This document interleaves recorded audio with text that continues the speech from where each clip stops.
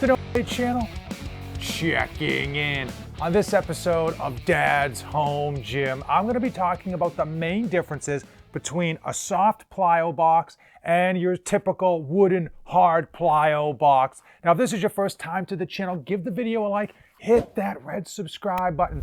On this Dad's Home Gym series, I typically review pieces of home gym equipment, and I tend to really enjoy comparing one piece of equipment to another to help people decide which is right for their home gym, which will exceed your expectations, and which is worth your hard-earned money. I want to know from you. Comment below right now. Have you used a plyo box before? Or if you're just coming to this video because you're new to the home gym game and you want to know if a plyo box, whether it be a hard one or a soft one, is right for you.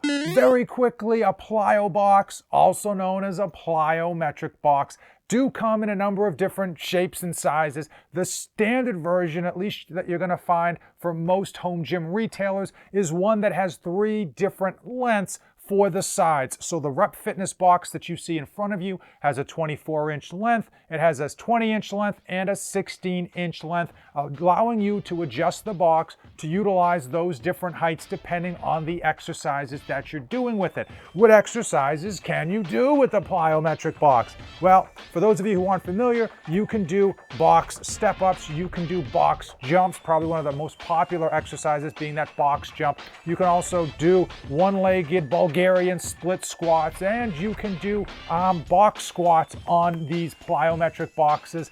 And hey, in between sets, you can sit on it and text your friends. Most people are gonna be doing box step-ups or box jump-ups. Oftentimes we'll see in CrossFit that is usually incorporated into the workout of the day, where they have to do like an exercise or a burpee and then jump over the box and then repeat that exercise or go on to a new exercise. So oftentimes you will see these in CrossFit gyms, you'll see these very regularly in most people's home gyms, and you often see them now in today's day and age in local gyms because they're so versatile. Let's dive into the big differences between a soft plyo box and a hard plyo box. Number one is going to be materials. Typically, the hard plyo boxes are made of wood, and oftentimes the surfaces are smooth. You can buy ones that do have textured surfaces. The soft plyo box is going to be made out of foam interior, and it's going to have a fabric shell.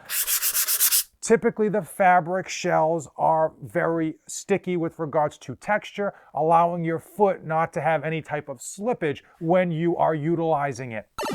Here's a quick side-by-side comparison of a wood versus soft plyo box. As you can see, they do come in similar dimensions, and again, they do range in dimensions depending on what you are looking for, whether it's larger or smaller. The wooden plyo boxes do not come assembled. One of the nice things about the soft plyo box is it shows up in a big box.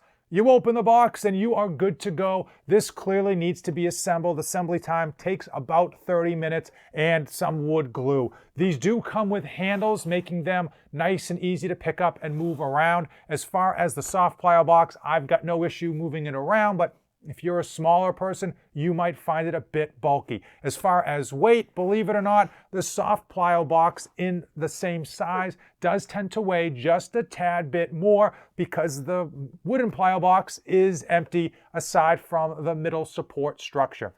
As far as surfaces go,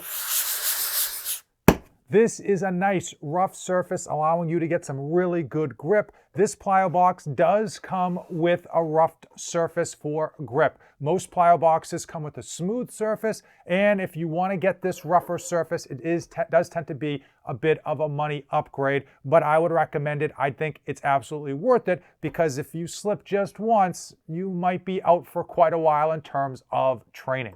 Cost is the number one factor that most people use when trying to decide between one piece of home gym equipment and another. But when it comes to plyo boxes, both soft and hard plyo boxes, unfortunately, the cost prices range greatly between companies and between the sizes as well as the texture and versions of each box. So I don't think there's a clear-cut winner. I happen to find Rep Fitness has good value for money, at least in my experience, and I have been happy with this soft rep fitness plyo box. I'll put the price point of this specific box up here, but clearly that's going to vary if you go with the larger box or a smaller box.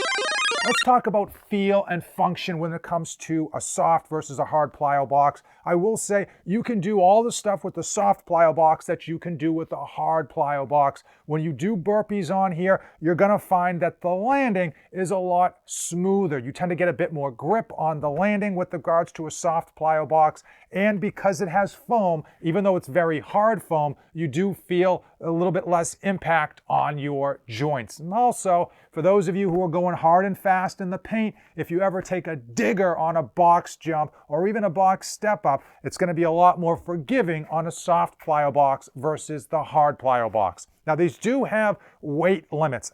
I'm going to put the weight limit up here. If memory serves, I think it's 300 pounds, but I think that's just something that they put on there in order to kind of protect themselves with regards to liability. I am 190 pounds, give or take a meal. I have done box step-ups with 60-pound dumbbells, and there is no give. This thing is extremely solid. Even with my weight limit almost at max capacity, almost at 300 pounds on this bad boy, there's no real give, there's no real shift in that foam. It is extremely sturdy foam. Obviously, when it comes to a wooden plyo box, there's going to be no give as long as you get a good one that has an internal support structure, and most of the ones that are sold today do. As far as the surface areas, I find this to have really good grip. The wooden plyo boxes, if you get one that does not have a textured surface, you do need to be aware that especially after some use, it's going to become not slippery, but it is going to have more of a give. So you want to make sure that your footwear is appropriately matched for that surface area. You can spend a little bit more money typically and get the textured version of a wooden plyo box. And if you are going to go wooden, I would say spend the extra money and be thankful you have it. How long do they typically last? And the truth is, in a home gym environment, they may last you a lifetime. They're not going to get nearly as much use and beaten up as badly in a local gym or a CrossFit gym as they will in your home gym. So many of you who love to squat also love to do box squats, where you kind of come down, you hit a stopped position, your plyo box, and then you drive up off the floor, really engaging those legs. And I know it's a favorite exercise of so many. I have done box squats on this soft plyo box, and I haven't seen an issue with it whatsoever. In fact, I actually like it because the surface is a little bit more forgiving on my bottom. However, keep in mind that weight limit. Now, I don't squat heavy whatsoever compared to so many of you strong men and women out there. I happen to think if you expect to be box squatting heavy, 3 plates or more, you really probably want to go with a wooden plyo box, especially a good quality one, just for safety's sake. And I don't think that this is going to be a safety issue if you did squat on this, but because of the limitations that they have put in terms of the weight threshold, I just rather see you be better safe than sorry. Now, plyometric boxes have been around for quite a number of years. The popularity clearly increasing as CrossFit's popularity has increased.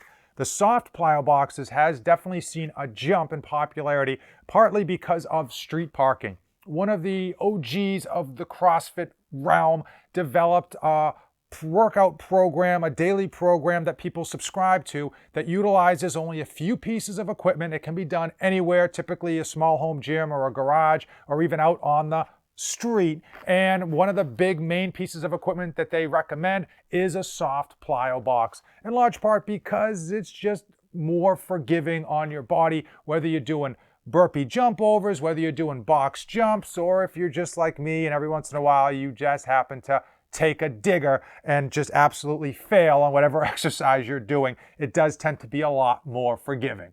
And now it's time. It is time for Fate of the Union, where I help you decide which piece of equipment is right for you, which piece is going to exceed your expectations. As far as plyometric boxes go, I absolutely think they have a home in many people's home gym. Certainly very versatile. They don't tend to cost a lot of money compared to the number of exercises you can do with them, and the expected longevity of said plyometric boxes. If you do plan to be box squatting, especially if you're super strong, I would recommend going with a wooden plyo box. Overall, though, I think most people are going to find it easier and just basically an overall more fun experience using a soft plyo box versus the harder wooden plyo boxes. There is no right answer. Everyone has a different expectation and different use case when it comes to plyo boxes, but hopefully today's video helped you be aware of what is going to be right for you. Comment down below which one is your go-to. Is it a soft plyo box? Is it a hard plyo box? Or if you're all set with doing box jumps and anything that has to do with a plyometric box. As usual, if you came this far in the video, give it a like. Hit that red subscribe button. Use the affiliate links in the description of this video. They do help bring money into the channel, and all that money goes right back into future purchases to help my home gym addiction and provide more content for this channel.